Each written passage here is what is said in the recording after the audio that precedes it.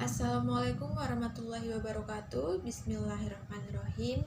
Alhamdulillahirabbil alamin wassalatu wassalamu ala asrofil anbiya'i wal mursalin nabiyina Muhammad ya ala alihi wa sahbihi ajma'in amma ba'du.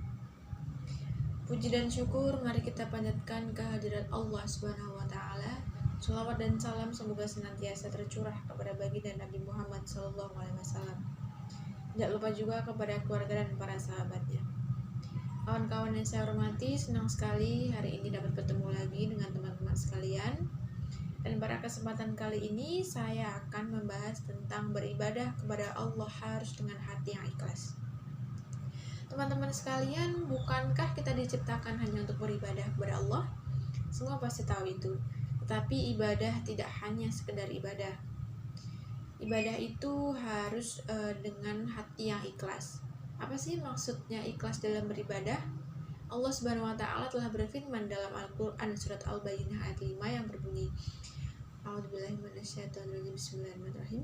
Wa ma umiru illa liya'budullaha mukhlishina lahud-din hunafa'a wa yuqimunas sholata wa yu'tuz zakata wa dzalika dinul qayyimah. Yang artinya, padahal mereka hanya diperintah menyembah Allah dengan ikhlas menaatinya semata-mata karena menjalankan agama dan juga agar melaksanakan sholat dan menunaikan zakat, dan yang demikian itulah agama yang utuh atau benar. Para hadirin yang saya hormati, ayat tersebut menjelaskan kepada kita berbagai hal. Pertama, Allah hanya memerintahkan makhluknya untuk beribadah hanya kepada Allah. Kedua, ibadah seseorang haruslah ikhlas, artinya bersihnya ibadah kita dari hal-hal yang dapat merusaknya. Apa sih contohnya? Misalnya riya dan sum'ah. Keduanya adalah di antara hal yang dapat merusak amal ibadah kita. Dan yang ketiga, bukti ibadah kita yang ikhlas adalah melaksanakan sholat dan menunaikan zakat pada waktunya. Itulah agama Allah. Iman yang dibuktikan dengan amal soleh yang terwujud dalam sholat, zakat, dan syariat Islam lainnya. Kita semua telah sadar dan mengetahui bahwasanya Allah menciptakan manusia hanyalah semata-mata untuk beribadah kepadanya secara benar dan ikhlas. Namun, sayang seribu sayang, ada sebagian hamba Allah yang dalam hidupnya menyimpang dari syariat Islam. Mereka merasa enggan beribadah kepada Allah. Bahkan, kadang sebagian hamba Allah yang beribadah kepada Allah akan tetapi salah alamat dan salah tujuan. Mereka mencari tujuan yang keliru. Di samping mencari ridha Allah, juga mereka ingin mencari keridhaan manusia, ingin disanjung, ingin dipuji, dan juga ingin dia menjadi orang yang popularitas.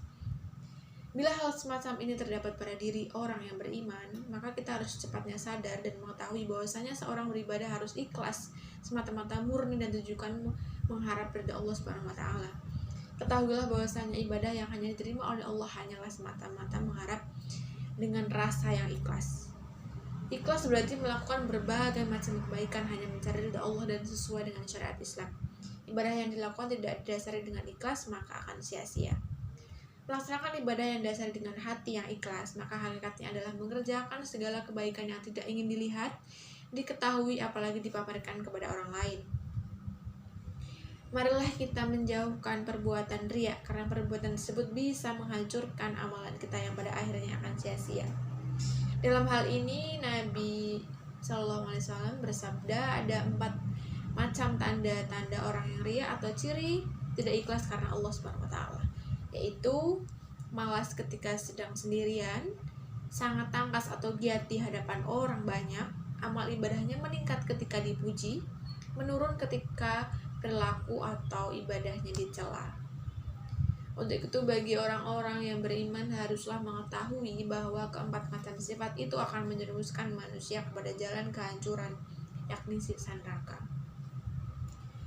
Bila dalam hati seorang beriman dihinggap penyakit riya, maka secepat mungkin diobati, jangan sampai berlarut-larut dalam diri kita.